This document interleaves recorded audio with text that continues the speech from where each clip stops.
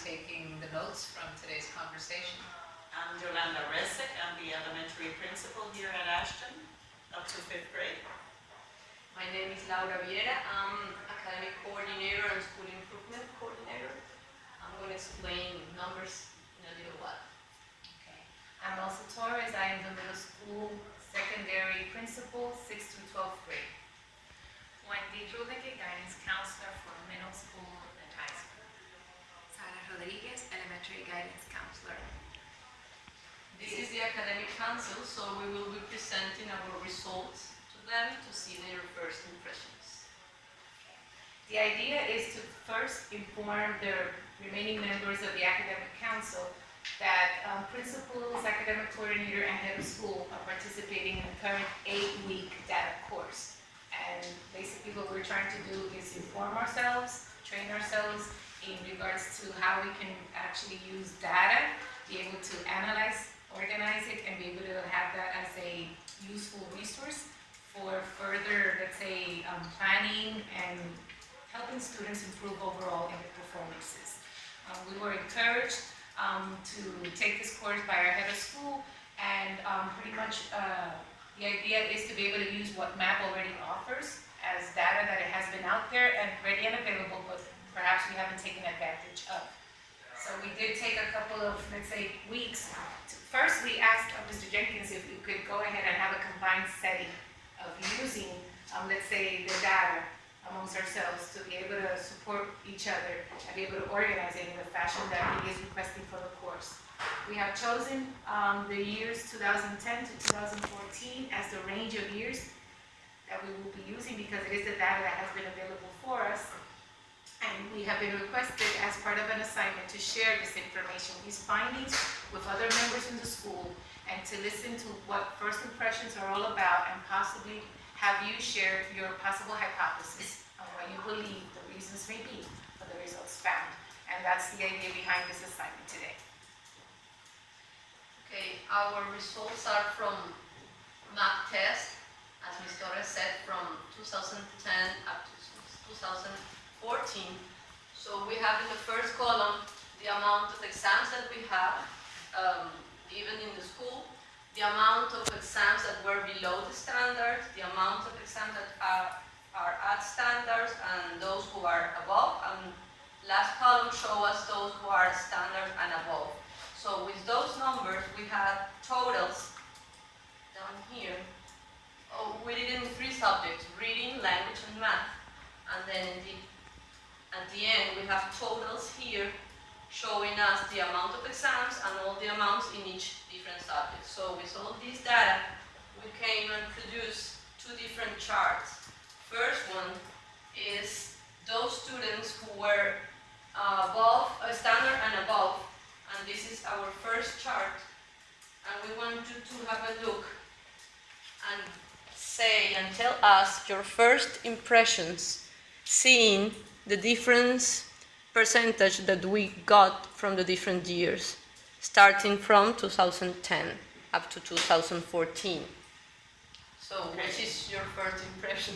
Exactly. Look at the results and try to brainstorm on possible explanations or possible factors that could have influenced or impacted these results. So you have a post-it right in front of you, and take a minute to look at the results and see if you can come up with some factors or explanations. Tell me about this box here on the left. It says percentage standard and above. This? No, the one on the left. To the left. Where do we get those numbers from? Okay, we went down, let's go back to a chart, our chart, and then We added the standard and above column. we have this column, which is standard and above, which is from adding column D plus column E, and then As performances. we have, that's a formula, and then at the end, we have a total, so we divide that total by the total of exams, and then we convert that in a percentage. Then we produce this little box that show you the percentage in each year with this category that is standards and above. So that's students meeting or above standards. combined. By the number of total exams that were taken. So out of 100%, you have that in the year 2010, 49% of students met standards or beyond, or above standard. And if, as you can see in our chart, we start, or for each subject, we have given tests from 2nd grade up to 10th grade. That's the range of students that we are working with. So let's go back to the chart. And let's take a look at the percentages. If you see a trend, and what comes to your mind when you think back at those specific years? You will have a minute to think. Okay. So obviously, my first impression is we're going downward in general. Our peak year, do you see it? 2012, Where we barely touched how much? 2012 would be 50%. 51%. Yeah, 51% actually. But that would be what graduating class? 2014, right? The one from last year.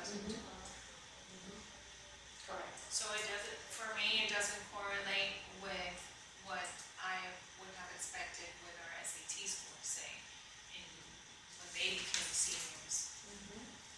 I would have expected a higher percentage if we could separate the levels and perhaps separate the subjects as well and get different scores so that we can pinpoint where or why. Exactly where. And it would be interesting to see where exactly, what subjects are exactly the ones in.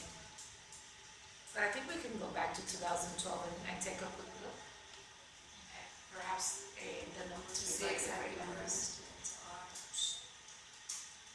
For example, which draw our attention in regards to the greater number below performance or higher in regards to at standard or above. Do you have 2010? Yeah, So we those do. would be The ones, yes, because the that's where they seniors started, that scored our highest. Would it be 2010 or 2011? 2012, 10. And then 11, they went down again, and then up. In 2012, is our Highest. peak. 18 Exactly. moment. But then after 2010, they 2012. went down again in 2011, and then up again in 2012. Or could we think about reasons why we Why? had an increase in that specific year?